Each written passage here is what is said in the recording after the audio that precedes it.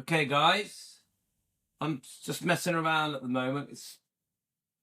OBS. I've reset OBS, but it doesn't seem to be working. No, it's still not working properly, which I don't understand it. But I think I'm good enough to do a live. Let's just give you guys a chance to join. Let me get the comments section on my Here we go. Who's that? Karen. Hi, Karen. So, I've come across this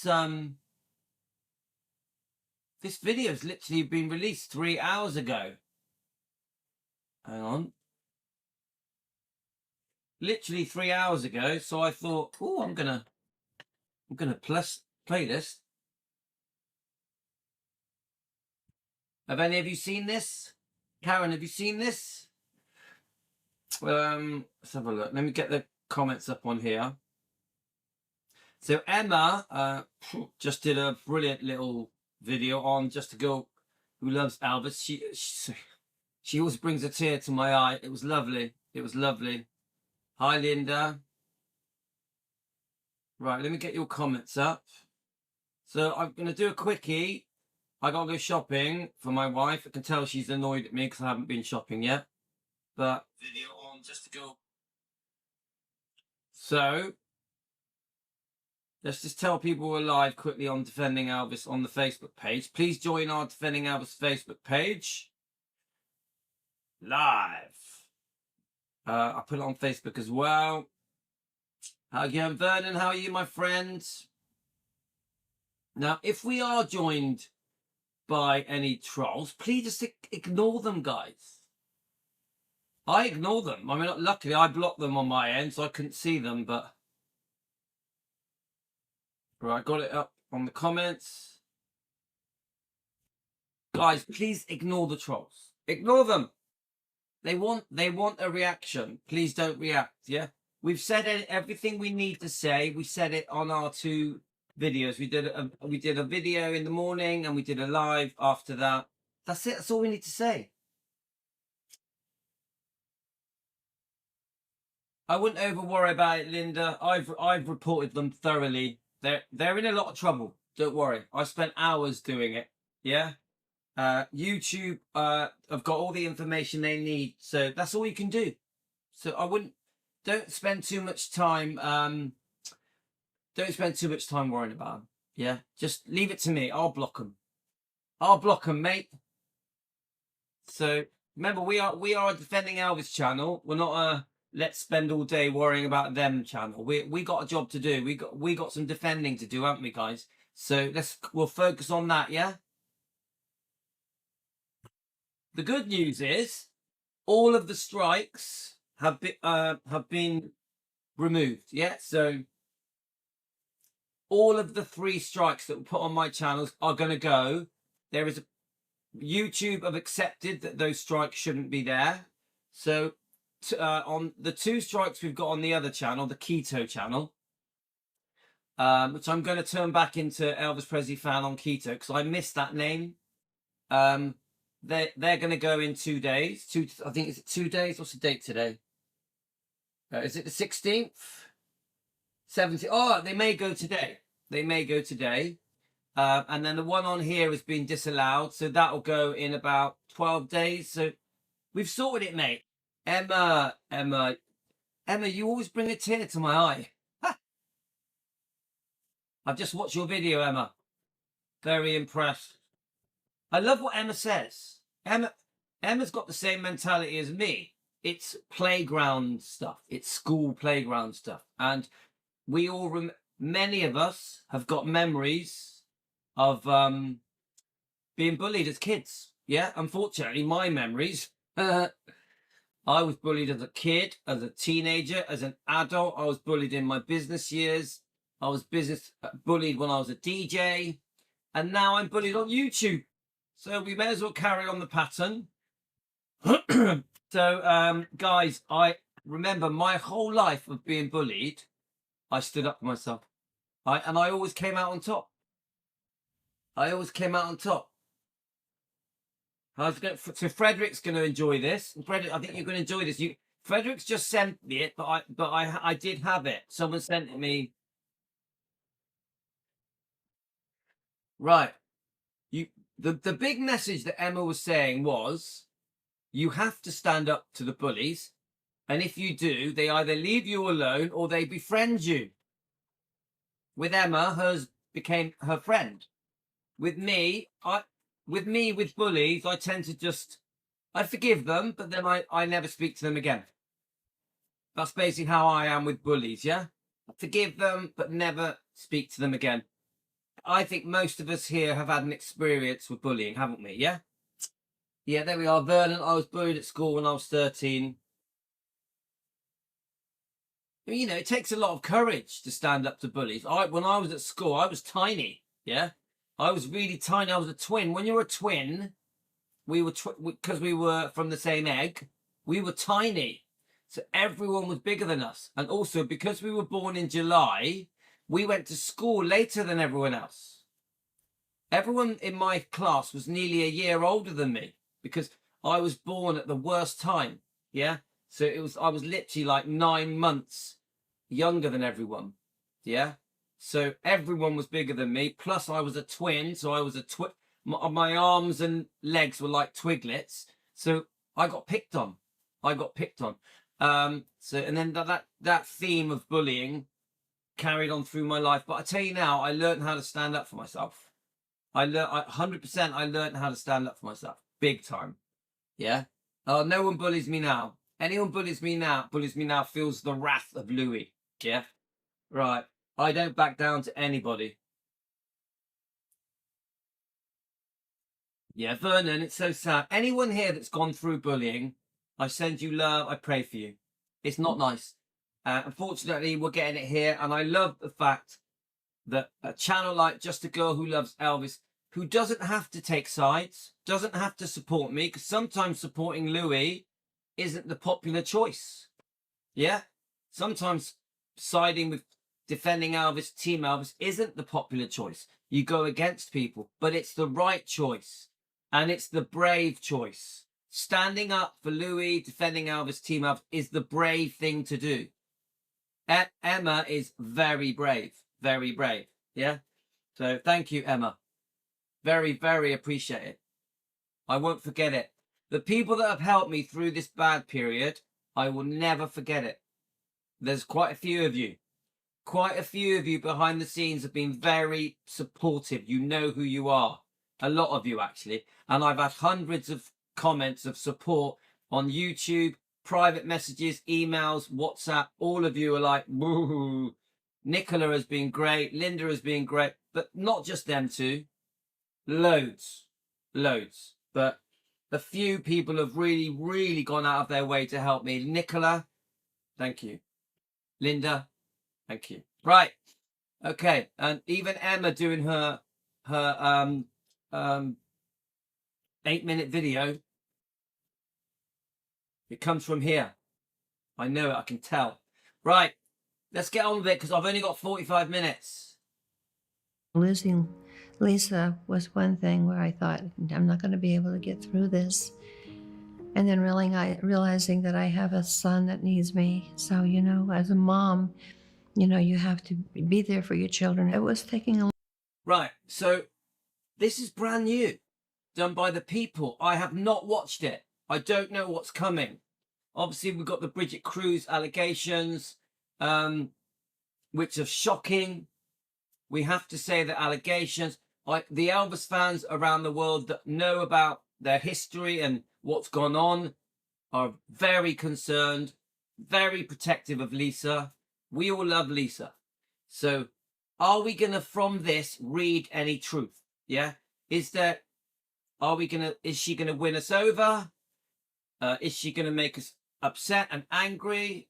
I haven't watched it. We're going to watch it together as a group, Team Elvis, and we're going to see. A long time to come to terms with the fact that she was gone and really wanted to go. It was the second saddest day of my life, other than, you know, losing Elvis. I'm getting older, and... Okay, I have to comment on that. She says it was the saddest day of her life losing Elvis. Yeah. Now, this is very difficult for me, guys, because this is an 80-year-old woman saying that the saddest day of her life was losing Elvis. But I know the history. We know the history. I don't want to sound heartless. I don't want to sound like a cold, nasty person. But she divorced Elvis before he died, 4 years before. She was unfaithful. She really did rip him off, in my opinion. This whole show is just opinions. We're our discussion YouTube channel, not factual, just opinion sharing. But she was unfaithful, guys, a few times. They weren't happy. They weren't happy. She was seeing the dance instructor, we all know, in 68, just after Lisa Marie was born. Eventually, she's seeing Mike Stone secretly for a year, who was married, who had a pregnant wife. We all know the story. Small girl. It was horrific. 2 families torn apart by Priscilla's need for Mike Stone. It's that simple. She fancied Mike Stone. She was going to have him. She chatted him up. We know this is true because he told us in interviews, yeah? So she sits there with quite a, oh my God, losing Elvis was the saddest thing that ever happened to me. Now, I know I come across cold, guys, but come on. She had loads of other boyfriends. She was with them for a long time. She was with Michael Edwards for 6 to 7 years. Allegedly, he abused Lisa Marie. We're horrified by that. We want justice for Lisa Marie. She was with Marco Garibaldi for over 20 years and had Navarone. She had other boyfriends, long-term boyfriends. She was with Mike Stone for 4 years. So this whole losing Elvis thing, it doesn't sit right with me. She acts as if she's his widow. She acts as if when he died, they were still married. They weren't. She was never his widow.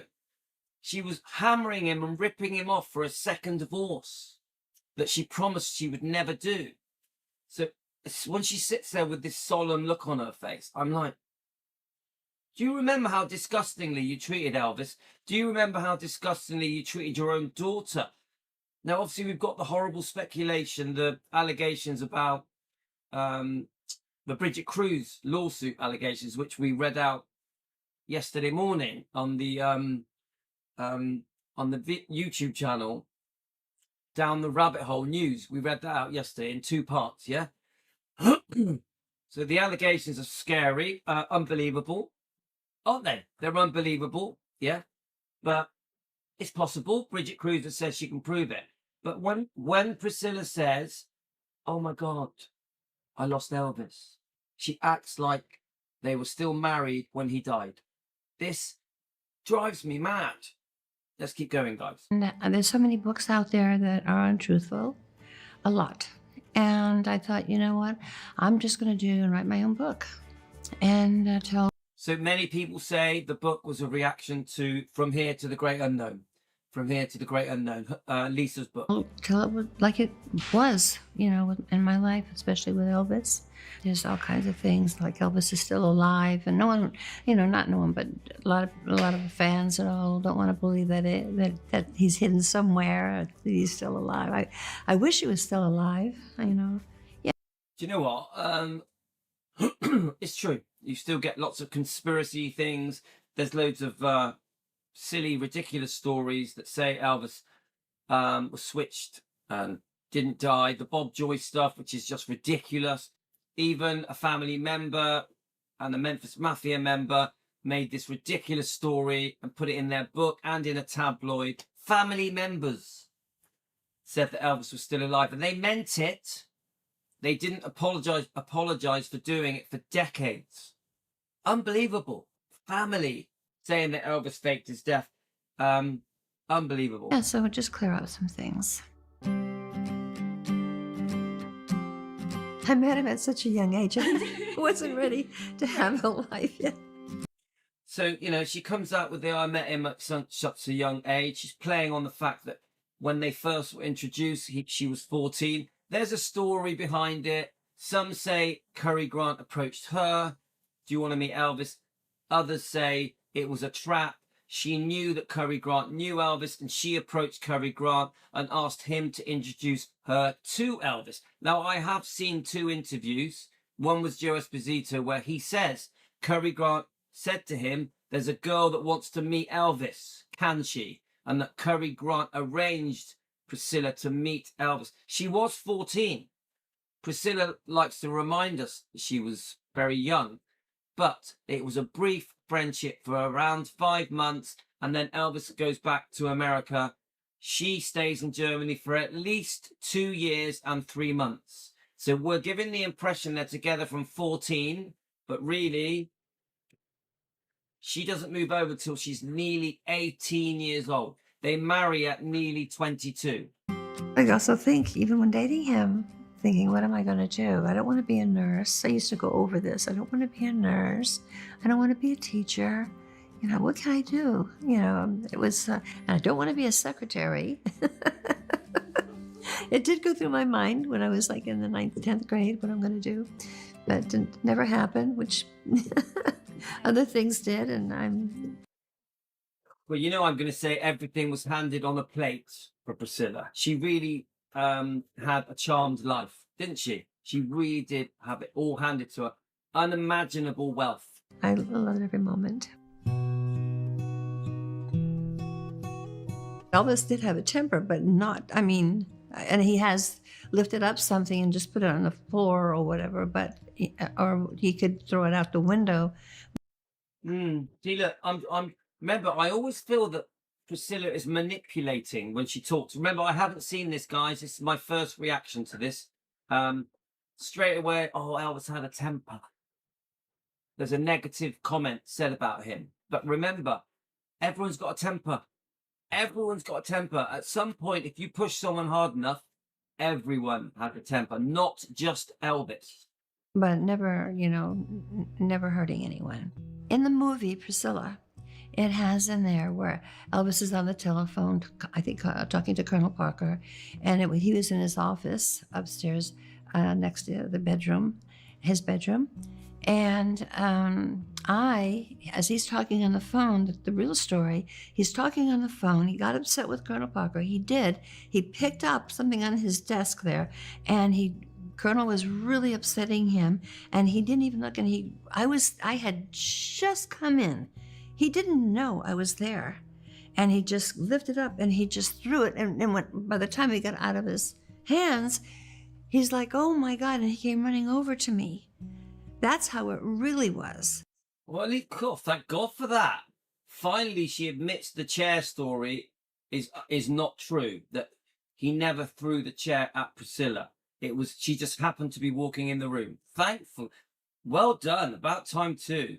But I guess, you know, even with Sophia's movie, there has to be some kind of, you know, how could I say, disruption within the relationship. So it was created, really. Wow. She actually admits something. It was created. But who looks bad? Who is the person that is, by millions of people, oh no, Elvis threw a chair at Priscilla? This happened the other day, didn't it? We had the ridiculous YouTube channel does a video that Elvis had cut Priscilla's eye open. You know, it's just ridiculous. The victim is Elvis. The victim of the Priscilla film, Sofia Coppola's Priscilla film, is Elvis. He's the one that looks bad. And this is why we run a channel called Defending Elvis, because why is it always Elvis that has to look bad so that someone else can make some money? Make some money.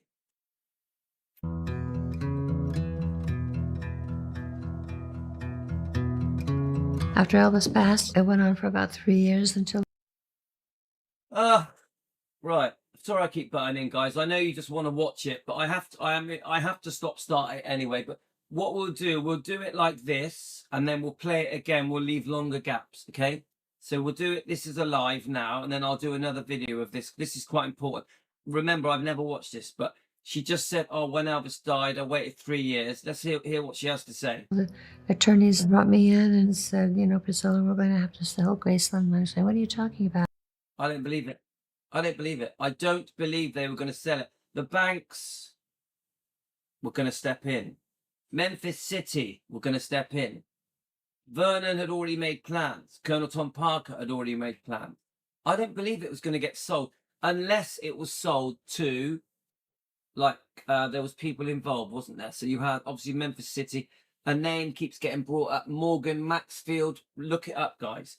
But it was never going to be broken up and taken into little pieces. And the whole museum idea was already happening, yeah? So let's hear what Priscilla's version of things are. We have no money. We're not bringing any money in. Let me say something. Elvis was sellout tours to the day he died. There was money, but I do agree that it all came to a grinding halt. Once he couldn't do his sellout concerts, suddenly they had to relook at how they were going to generate income. And I just looked at them and I said, that'll never happen. Ever.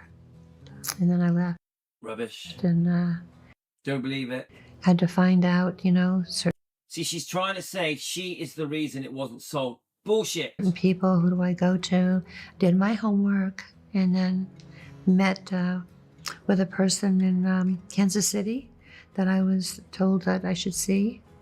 And he kind of guided me and told me what to do, thank God, because So I wonder if she's talking about Morgan Maxfield, but allegedly she was engaged to Morgan Maxfield. unfortunately he died in a plane crash. Yeah, she is talking about Morgan Maxfield. So stuff went on with Morgan Maxfield. She allegedly was engaged to him. He died in a plane crash. He did have all the plans for the Living Museum, saving Graceland. That he was involved with Memphis City. Jack Sodden was his assistant. We need to look into all of that because I'm still learning about all that as well. After. And that was a shock too, because here he was kind of guiding me all the way on opening Graceland, but thank God I got enough out of it to fulfill what he had said. Well, Morgan Maxfield wasn't the only part of the Living Museum idea. This was all. They were actually doing some tours,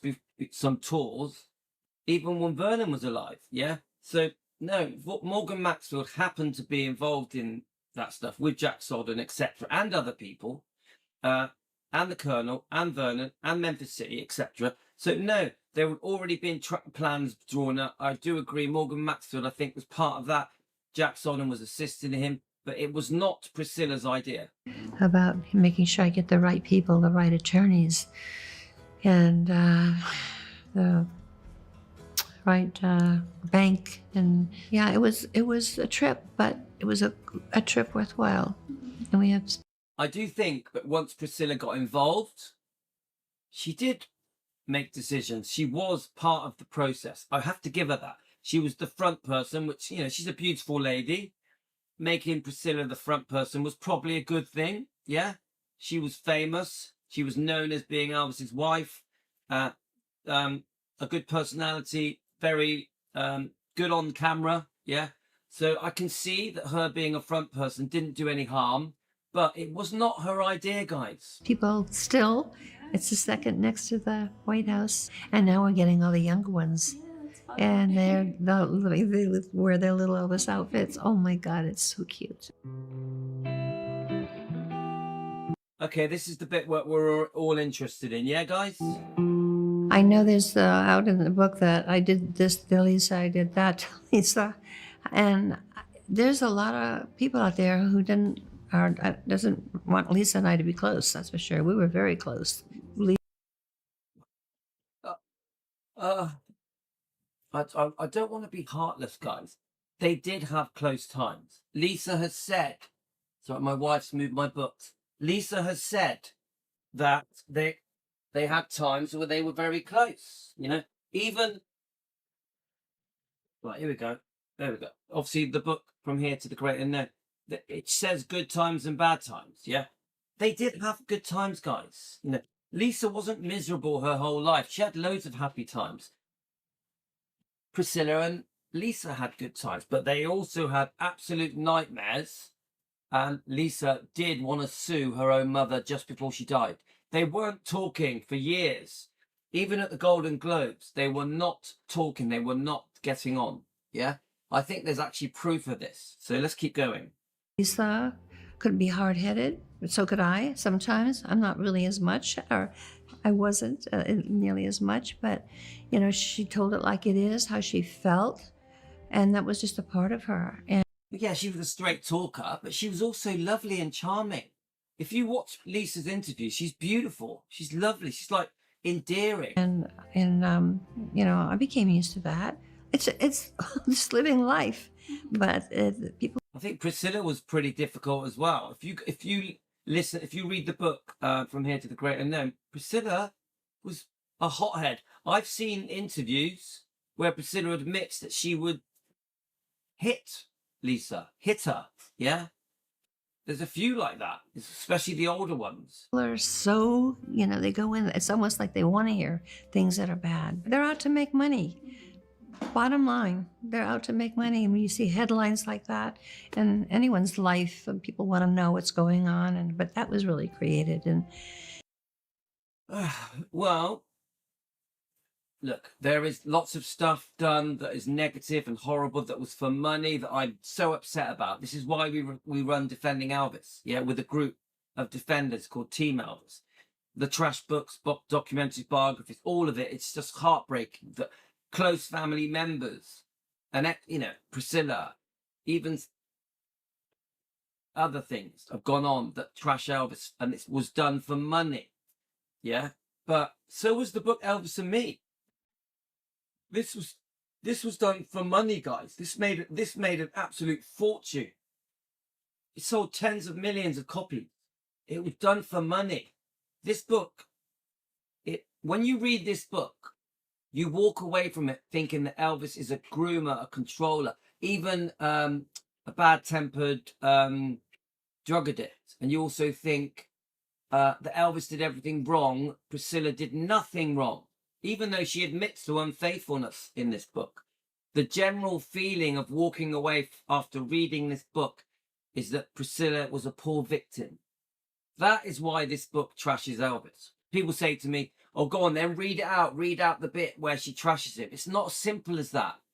You have to read the book and then watch the film Priscilla, because the film Priscilla is based on this book. Watch it. Watch Sophia's film. Then you walk away from it going, oh my God, Elvis wasn't very nice. Elvis was abusive, had a bad temper, mistreated Priscilla. But that isn't the truth. Because if you really understand the story, they were both not good. They both made mistakes. They were both unfaithful. They both had a temper. You get it? This wasn't all Elvis's fault. Yes, Elvis admitted it was a tough relationship. He admitted his mistakes, being away too much, being unfaithful. But so was Priscilla. When Priscilla was given freedom, she was off out gallivanting with men, doing her own thing. She had loads of freedom. She wasn't controlled and groomed. No one told her how to dress, do her hair, put makeup on. She did it for herself. So don't fall for it. She wasn't with Elvis when she was 14. It's another lie. Okay, guys? They briefly met. It was not a relationship. And it's not really fair, and it's not right. We had a very close relationship. Sometimes. He was mother and daughter. We didn't argue that much. Yeah, they did. I mean, she was strong-willed. There's no doubt about it. And when she was stuck So you didn't argue very much, but she was strong-willed. on something, she did it. And I knew, she was on something and she wanted to do it. There we are. If she was on something and she wanted to do it. You see the dig? If she was on something and she wanted to do it. I say this. Yeah, Lisa, when she was a teenager, a youngster, had problems with, medication, drugs, call it what you want, alcohol, boyfriends. But why was she such a difficult youngster? Look what she went through at the hands of Michael Edwards. Let me get the book. Look what she went through. Yeah? She was abused, allegedly abused for a long time, for years. When she was how old? 12, 13, by Priscilla's boyfriend. So is it a surprise that she became rebellious, became difficult? When she was taken away from her father at 4 years old to live with a complete stranger, Mike Stone, the karate champion, is it a surprise that she was a difficult child. She missed her dad, Elvis. She missed her home at Graceland's. It could have been a different home. It didn't have to be Graceland's. They had a few homes. My point I'm trying to say is, yeah, Lisa could be difficult. She had problems with drugs and medication and alcohol and boyfriends. But she could also be very lovely. When you speak to the people that knew Lisa, like even Linda Thompson's a good example. Actually, Ginger Alden as well. They say how lovely Lisa Marie was. She was lovely, 9 years old, lovely. She would have been what? With Linda, she would have been 7 or 8. Yeah, 6, 7, 8. Linda always says how lovely Lisa Marie was. You get it, guys? I say this to Priscilla. Yeah, she could be difficult, but look what she went through. I wonder if she sensed when Priscilla was unfaithful with the dance instructor. I wonder if Lisa Marie as a baby sensed that there was something wrong in that. And then a few years later, she senses that her mum is seeing Mike Stone, the karate champion. I would sense it. If I was a 4-year-old kid and my mum was seeing another man, I think I would know. I would know something felt wrong. So the point I'm trying to say is, because I remember how I felt when I was 3 or 4. Most of us do. My boy Tino is only just 5. He would know it if I was seeing another woman. He'd know it. So I say this to Priscilla. Yeah, she was difficult. Yes, she may have been on something, but why? Priscilla has to take responsibility as a parent for the damage done to poor Lisa Marie. We talk about sending her off to summer camps. We talk about Scientology, her going to Scientology. Priscilla did some real damage to poor Lisa Marie. Lisa was damaged. Lisa missed her dad. Get it? And the reason Lisa wasn't with her dad was because Priscilla wanted to go with other men, make money, be successful, be a model, be an actress, work in TV, do businesses, Biss and Bo, for example. There was a victim of Priscilla's behavior, Priscilla's lifestyle, because Priscilla wanted the glamorous lifestyle. She didn't want to be back in Memphis. It was too boring in Memphis. And the victim is poor Lisa Marie. And in some ways, even Elvis. Do you get it, guys? You have to see the big picture, not the narrative. Priscilla now, she's retelling a story. She knows that millions will watch this. And millions will buy into this and believe every word she says. Oh, you saved Graceland. Oh, it was your idea to open it as a museum. Oh, your daughter was a drug addict and difficult. Get it? You get the narrative here. Oh, you miss Elvis. You still miss Elvis. Oh, no. Not a thought in their minds that she left Elvis 4 years before he died and then ripped him off in the divorce settlement. You get it? And ran away with one of his acquaintances, Mike Stone. Was unfaithful to Elvis with Steve Pett, the dance instructor, within a year of the marriage. You get it, guys? People have to see all the facts. Then we can understand what Elvis went through, what Lisa went through. This is when she got older. She did it. She was fun to be with, but she also liked to have a few drinks and hang out with friends and stuff. We all did.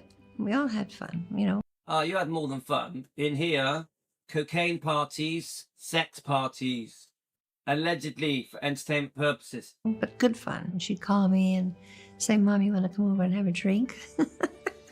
Well, according to this, she even snorted coke with Lisa. Is it true? Put it in the comments, guys. It's alleged, just an opinion. I may be with someone already having dinner. And I said, well, I'm having dinner right now. She goes, well, bring them all over. I'm going. She liked having fun, for sure. Describe what that was like to even see your daughter in a different light after Benjamin's death and how that changed her. Oh, yeah. Yeah, she... So, guys, I really hope she doesn't start saying she wanted to die and basically committed suicide. I really hope she doesn't. I haven't watched this. Let's see what she says. He was the love of her life. Absolutely the love of her life. And she just didn't want to be here anymore. She wanted to be. Oh, no. Yes, initially when he died, of course, it's the most horrific thing that can happen to a mum. I agree that she went through a phase of, oh, I don't know how I can do this. But it passed. It passed. Eventually, she wanted to help. She wanted to be involved with grief counselling. She didn't want to be dead from the moment Benjamin died to the day she died.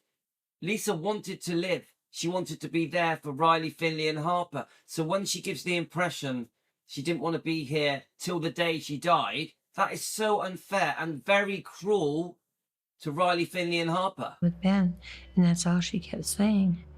And I said, Lisa, well, you've got the twins. You have to take care of the twins. And she tried. She really did try. But then she just couldn't take it anymore. Rubbish. Rubbish. I think of the story told kind of before the Golden Globes, and she went. I don't like that. I just don't like that. Oh. She's saying she tried to be there for the twins, but then she couldn't take it anymore. It's almost like she's saying she committed suicide. She was very ill.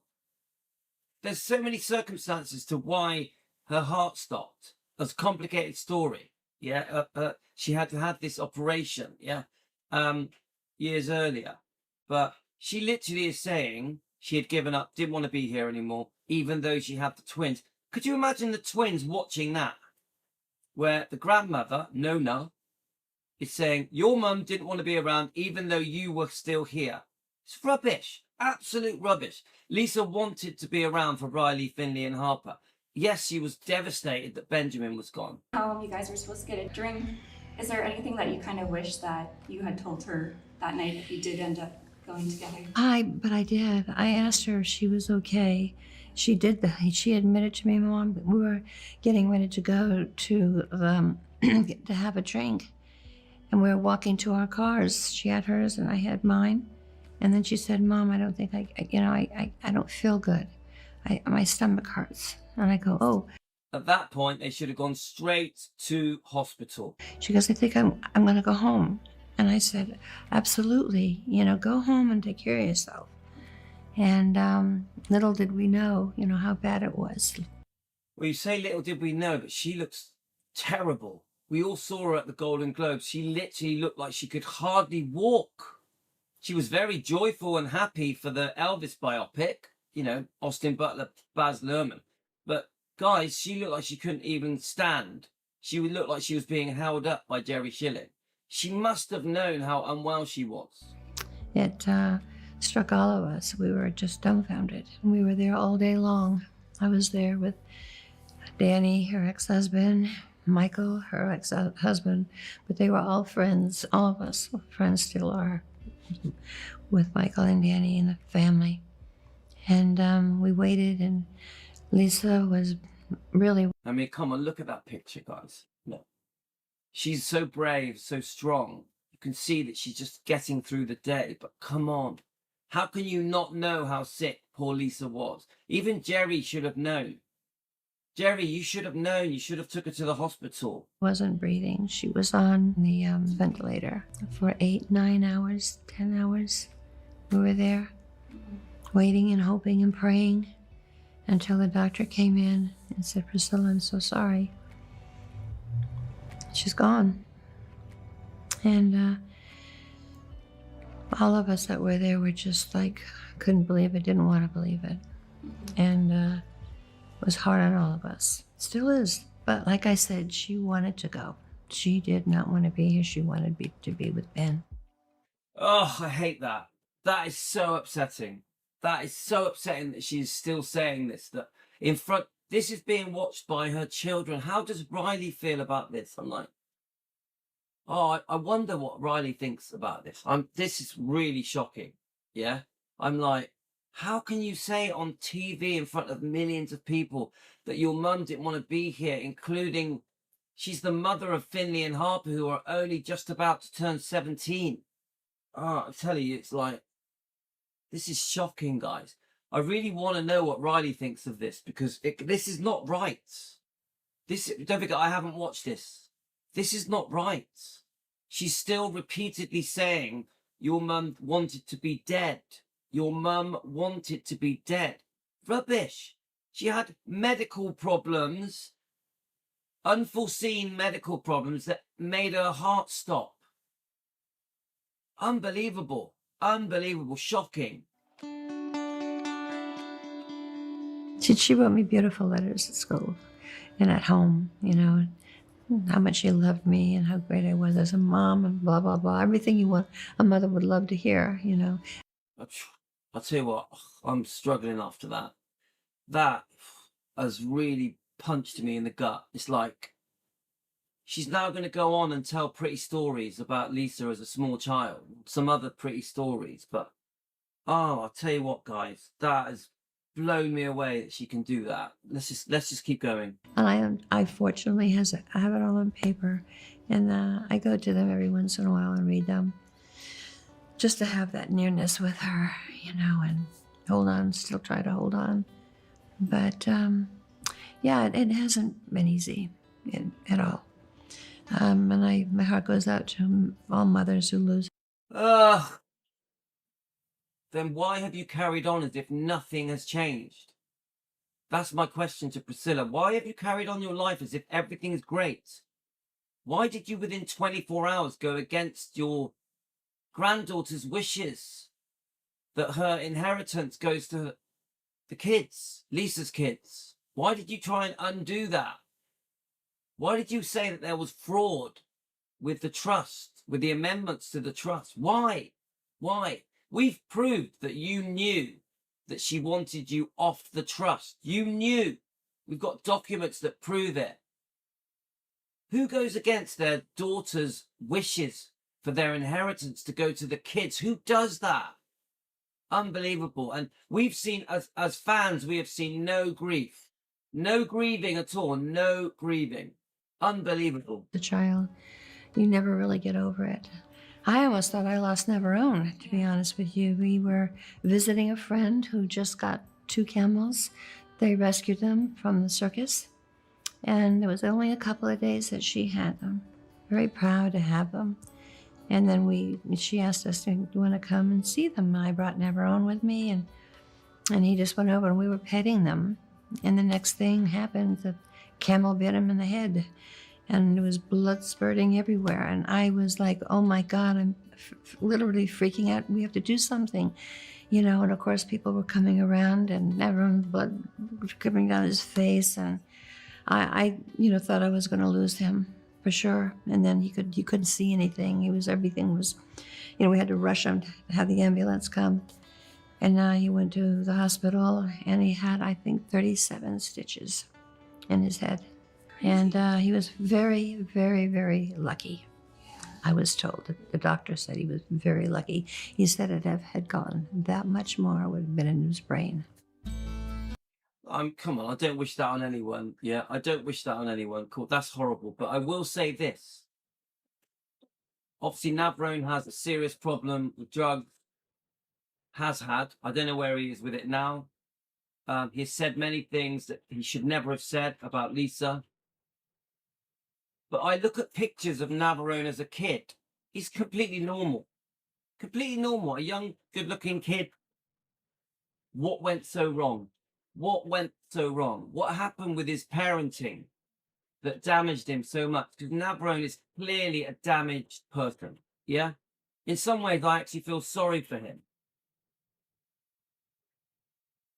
I know that many people are upset with Navarone. I know many people don't like him. But I always see the boy, the teenager. What went wrong? What happened? He's clearly not right, is he? Just an opinion, guys.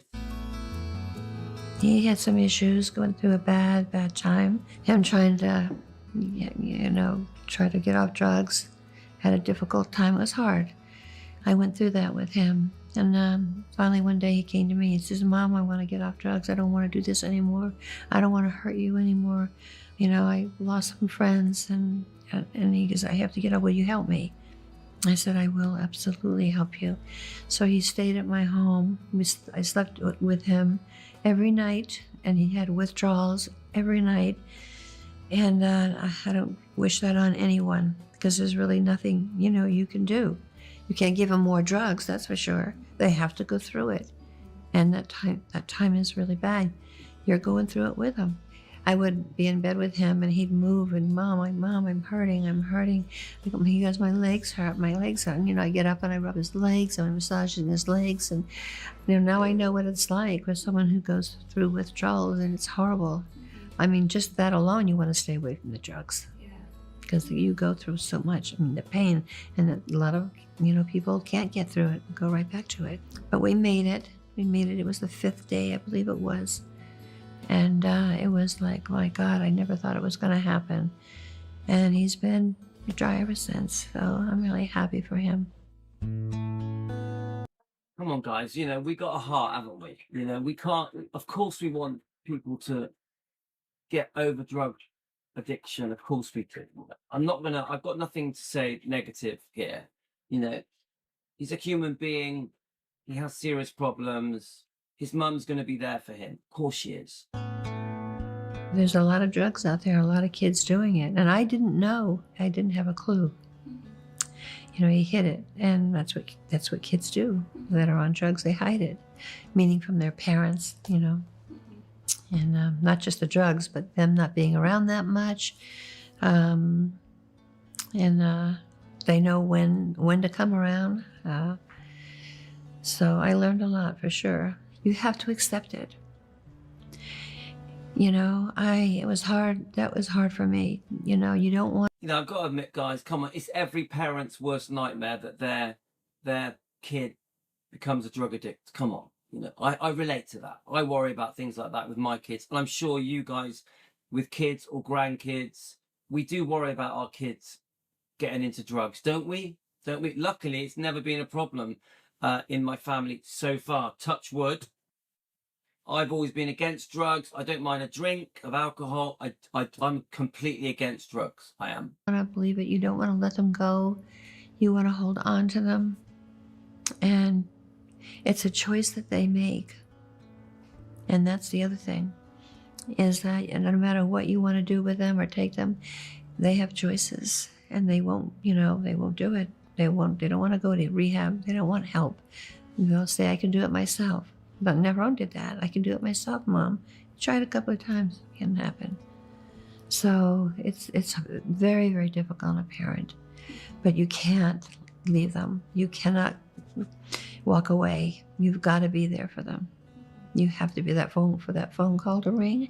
If I wasn't there with my son, I mean, I would literally just pass out. So you have to be gentle, be understanding, and just keep talking to them. That look what's happening to you. Look how you're feeling. Look where you are right now. You know, with your thoughts, with your body, you know, the fact that you're tired all the time, or you're lonesome, or you got to be there for them no matter what, and just talk to them. And hopefully one day they'll come out of it. May happen, it may not, but, you know, it took a long time, but he was ready. Mm-hmm. Navarone was ready, yeah. I got lucky. Okay, yeah, do you know what, guys? Come on, you know, if he can come off drugs, if he can help people with drug abuse, go to. I think Frederick has just said he goes to school presentations on drug abuse. That's a good thing, guys. That's a good thing. I got nothing negative to say about that. That's a good thing. Riley and I never had a problem. Riley traveled a lot. She was working at a young age, you know, in fashion, and she was, you know, she was always busy. She would come home and we would have dinners, getting togethers on the weekend. But yeah, she had her life. I mean, just went right to. I mean, she started out great. So just quickly, so Linda makes a good point. It comes across that she was much closer to Navarone than she was Lisa. I think we do all feel that, don't we? Don't we all feel that? She was much, much closer with Navarone. I don't know the truth. We sense that.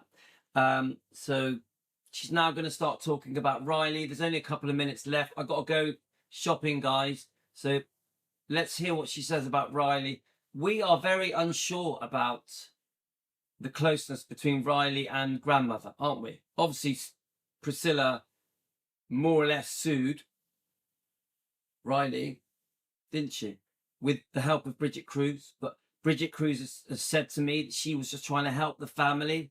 That's what Bridget Cruz has said to me. She was trying to fix a lot of problems for Priscilla, not just financial, emotional problems, family problems, private family arguments between Lisa and Priscilla, and Riley was in the middle of all that.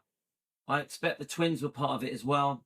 So Bridget tries to say to me, look, I was trying to help everyone and save her from going bankrupt. So let's see what she says about Riley. And loved it. So we're very close. Love her babies. We support each other. She's very close to Navarone. And You know, she may be close with Navarone. I don't know. I mean, they've obviously spent time together, Riley and Navarone. I don't know, but it's very clear. We've seen the letter that was read out to us. It's part of Bridget Cruz's evidence, and the text, the messages, you know, messenger messages. They probably did have moments where they were close, Priscilla and Riley. But I also think they've had some really bad arguments. Behind the scenes, there's a lot of things where they were angry, very angry. 100% arguing over money, over the trust, over Gracelands, and many other things. It wasn't a bed of roses. I think Priscilla likes to give off the impression that, oh, me and Riley were always fine. You know, she was great. She was so talented. She's such a good actress. Nah, they were arguing like cats and dogs, and they may still be arguing. But we're concerned. We keep hearing reports that Riley fully supports her mum. That's confusing for us because we're upset about many things, especially in the lawsuit, especially with the DNR, the unplugging. We're very concerned, aren't we? Yeah. The letter is pretty telling, isn't it? So my feeling is that she's grandmother, she's known her, and that grandmother would have looked after Riley and the twins many times, you know, over the last 20 years. So it's confusing. I do think at the moment fans are a bit worried about Riley, where it's going to pan out. But I also keep saying this, guys, we must support Riley. She is Elvis's grandchild. She is Lisa's children. Like Riley, Finley and Harper, we must be there for them, even if they make mistakes, even if they do things we don't agree with. It is blood of Elvis, blood of Lisa. Okay? That's how I feel. I'm sure they're going to make some mistakes. still, they've always been close, but they're still very, very close. And I'm really happy for Riley. She's got an amazing husband and 2 great children. So I'm happy for her very much. Not even 1 year old. Tupelo was talking. She was showing me ponds. I would hold her, because in my home there's a pond right down below, and I'm holding her, and she goes, "Pond," and she's not even a year, and I'm going, "Pond," and then she goes, "Pond" again. I'm going, "Oh my gosh!" Then she looked and she saw a car, and so I went to Lisa and I said, "Lisa, you know, she's not even 1 year old, and she's telling you all what's out there." She's a chatterbox. I have great fans. They're very supportive of me and come to a lot of my talks. And I agree with Priscilla. She gets worshipped. She gets chased down the road for autographs on pictures of Elvis. It drives me mad because they treat her like Elvis. Elvis has become like second best. Priscilla's the important one. You know, fans feel that the way of getting close to Elvis is to be close to Priscilla. The fans have been completely brainwashed by this story, the fake fairy tale. They believe all of it. Priscilla gets treated like Elvis. She does. She's never challenged. She can do any interview she wants. No one will ever ask her the tough questions. Yeah. Even this interview now, there's no tough questions really, is there? Not really. She brushes over things. There is a fake fairy tale that Priscilla has always been with Elvis. When Elvis died, they were still together. This is the fakeness of everything. But how about all the damage that was done to Elvis's reputation and image in the last 40 years? How about how she treated Elvis? Why is Elvis always blamed for everything? Everything wrong was Elvis's fault, and Priscilla did nothing wrong. How is that fair? The fans are really upset about how Priscilla treated Lisa. Yeah, aren't we? We're like, you were her mother. She went through hell because of you, Priscilla. Yeah, that's how we feel as fans. Now, family members, that's different. Of course, Riley's going to be close to Navarone. He's family. Riley's going to have a certain sense of love for her grandmother. It's her grandmother. It's her mum's mum. So yes, they see it differently. They're family. They're family. So behind the scenes, they'll get on well, but then they'll have family arguments, family disagreements. But the wrongdoing to Elvis is pretty extreme. The wrongdoing to Lisa is extreme. Even going against the amendment in the trust where Lisa wanted everything to be given to her children. Pretty horrible thing to do for a grandmother to go against her own daughter's wishes. Come on, guys. The fans are very upset about it, and so they should be. Elvis would be going crazy if he knew that Priscilla tried to prevent Lisa giving her inheritance to her kids. He would also be going crazy about how poor Lisa struggled through her life and how she lost her life. Elvis would be horrified that Lisa was put into Scientology. Elvis would be horrified that Michael Edwards allegedly abused poor Lisa when she was a minor, when she was 11, 12, 13, and Priscilla was responsible. Priscilla was supposed to keep Lisa safe. She didn't. Priscilla didn't keep Lisa safe. Now, everything I say is for entertainment purposes. This is opinion sharing YouTube channel where we discuss things. Nothing I say is fact, okay? But this has been pretty heartbreaking. All of this, I have struggled with all of this. The number one thing that has bothered me is that she gives the impression that Lisa wanted to be dead. And she does it in front of her grandkids, Riley, Finley and Harper. Because I guarantee you, Riley, Finley and Harper are watching this program. This was only a few hours ago, wasn't it, guys? I was posted this 3 hours ago. Yeah. So this is very recent. Yeah. So all of it quite upsetting. Hang out a little bit. So yeah, it's great. And they've been through a lot of things with me and understand. So I am very fortunate in having great fans. I respect them. I spend time with them if I can, even if it's a little bit, and I don't have that time because I'm working on the show.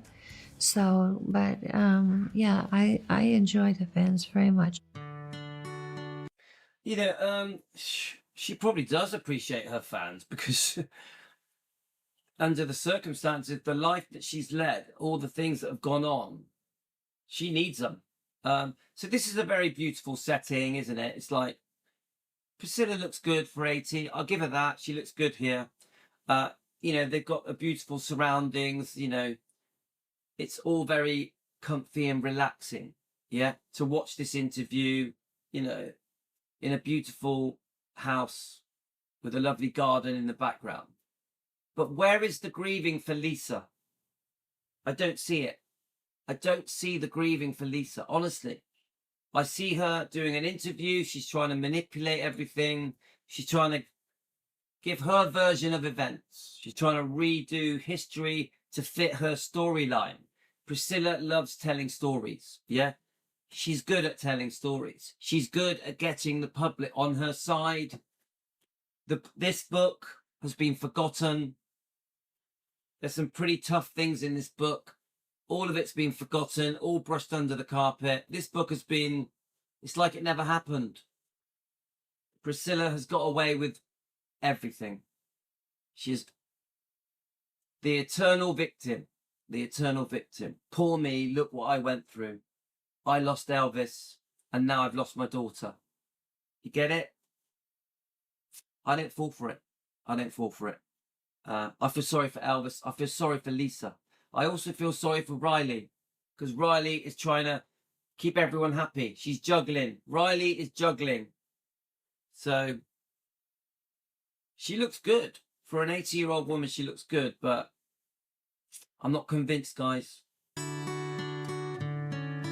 I don't really think on age. I really don't.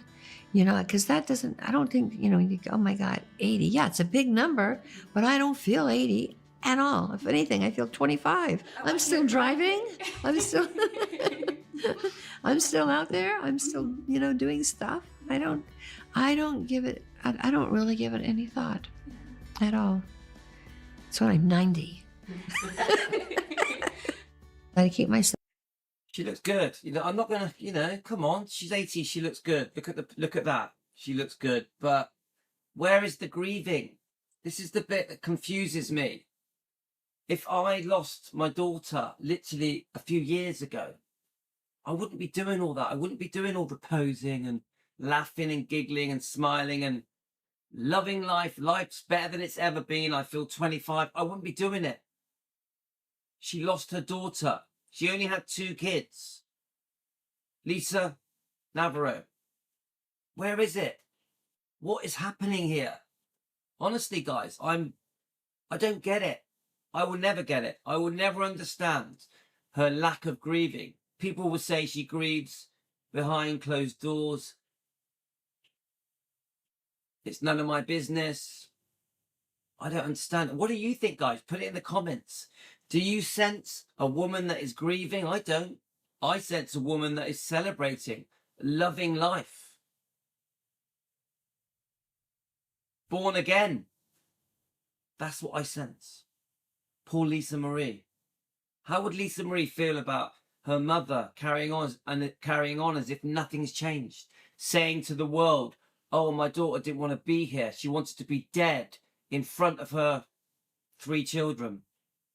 The grandmother says, my daughter wants to be dead in front of millions of people and her own grandkids can watch it. Your mum didn't want to be here, even though you were still alive. Heartbreaking. Heartbreaking. That's the most gutting thing in this whole interview. Busy. I really keep myself busy. I travel a lot, hang out with my friends. I feel I'm living a good life. My son is in a good place. And that's really, really matters to me. And of course, my granddaughter Riley's in an amazing place, and her children. So that's what makes me happy, knowing that everyone is doing well. Okay, guys, I've got to go, but no, everyone is not doing well. That's not true. Lisa's in her grave. Everyone is not doing well. You challenged your own granddaughter. You tried to stop your own daughter from giving her inheritance to her children. No, everything is not doing well. There's a horrific lawsuit happening. I agree that what's being said in the lawsuit are very extreme. There are many allegations in that lawsuit that are very shocking. And Bridget Cruz says she can prove everything. I'm not saying she's going to. I'm not saying she's going to. I don't know what's true. I wasn't there. But this whole thing for me is a staged interview. The whole thing just feels very set up, prearranged.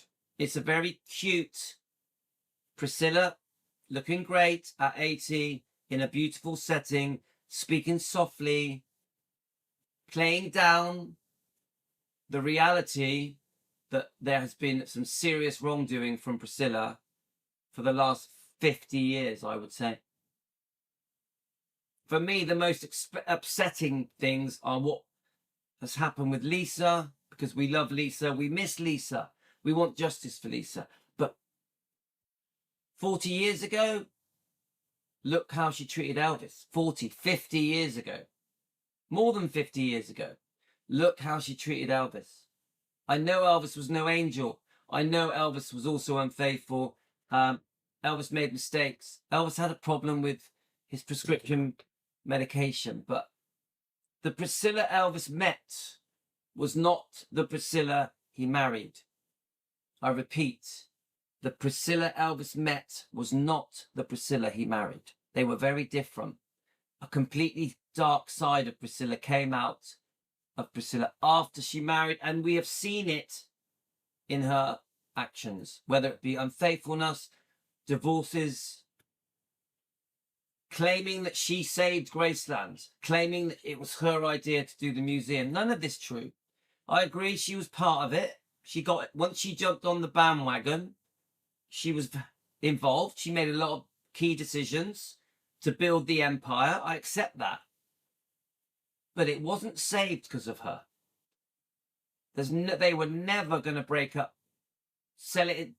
Graceland's up into little pieces and sell it off. It was never going to happen. I do believe Lisa was lied to and told that was going to happen, that Priscilla saved the day. Priscilla always said your father was going to be forgotten within 5 years. She said it to her own daughter, Lisa. It's a load of bullshit. It's a load of bullshit. Elvis was never going to be forgotten, and the fans were always going to be there for Elvis. Always. They were always going to support Graceland, a living museum. Elvis will still be remembered in hundreds of years. I don't accept this thing where she wants to be buried next to her ex-husband. I think it's ridiculous. Who gets buried to their ex-husband who died 4 years before they divorced, that's had many other lovers, hasn't she? Yeah. And this thing where she keeps saying Elvis is the love of my life. Why do people fall for it? Why do people fall for it? Elvis was not the love of her life. Bullshit. Absolute bullshit. And when she says, I was devastated when I lost Elvis, no, you weren't. You were in someone else's bed. You had been long gone when Elvis died. In fact, I believe you are still arguing with Elvis about money, and only months earlier you placed the debt on Graceland to guarantee that you get your money in installments, even demanding royalties of Elvis. The second divorce settlement was cruel. Placing the debt on Graceland to guarantee you get your money in installments, but was cruel. It was a cruel thing to do. Elvis feared losing his home. That's how bad things were. Could you imagine how Vernon felt as well? These were not good friends. I do agree after the first divorce settlement, they may have been friends for a while. But on the second divorce settlement, no way. No way. They were arguing about money and Lisa Marie. That's my feelings, guys. Now, I don't hate Priscilla. This isn't a hate Priscilla program. This isn't a hate Priscilla live stream or channel. But I will defend Elvis. And I will defend Lisa Marie. And I will defend Riley, Finley and Harper. I'd love to know the real feelings of Riley. I think we're going to find out soon. I'm a bit concerned. Let's see what comes out in the wash. Okay, guys, that's it. I'll try and get back on tonight. I'm not sure if I can. I'm going to go shopping now. I've got to do some cooking. Thanks for joining me. I have never watched this. This is my first viewing of this. We may do a second review on it as well. And I'll try and let it play a bit more rather than me interrupting every 2 seconds. But I'm pretty gutted. This, for me, has been gutting. I'm gutted for Lisa. I'm gutted for Elvis. That's how I feel. A lot of this comes across very fake to me. A lot of this. Don't forget, on October the 4th, in England, in Bristol, in the Hippodrome Theatre, I've got a ticket to see Priscilla. I haven't made up my mind if I want to go yet. I keep changing my mind. At the moment, I don't want to go. But there's something in me that says maybe I should. Maybe I can record a few little clips of Priscilla saying things. Maybe she'll answer some very awkward, difficult questions and I will witness it. I probably will never get the opportunity to see Priscilla again, ever. In Bristol, 20 minutes from my home. In the Hippodrome Theatre at 7:30 p.m, October the 4th. I bought the last ticket in the front area. There was only one ticket left. I bought it. What do you reckon, guys? You think I should go? How many of you think I should go? Put it in the comments. Okay, guys, I'm out of here. But I'm gutted. I'm gutted. Honestly, I'm gutted for Lisa. That's how I feel. I'm gutted for Lisa. I am. Sorry, guys. I'm gutted for the twins as well. The young twins, that they have to witness their mum say that she didn't want to be alive. That really bothers me. I would hate to hear that. If it was my own mother and I heard that, if I heard that my own mother didn't want to be here, even though I was still alive, I would be gutted. And I would wonder why. Take care, guys. Love you all.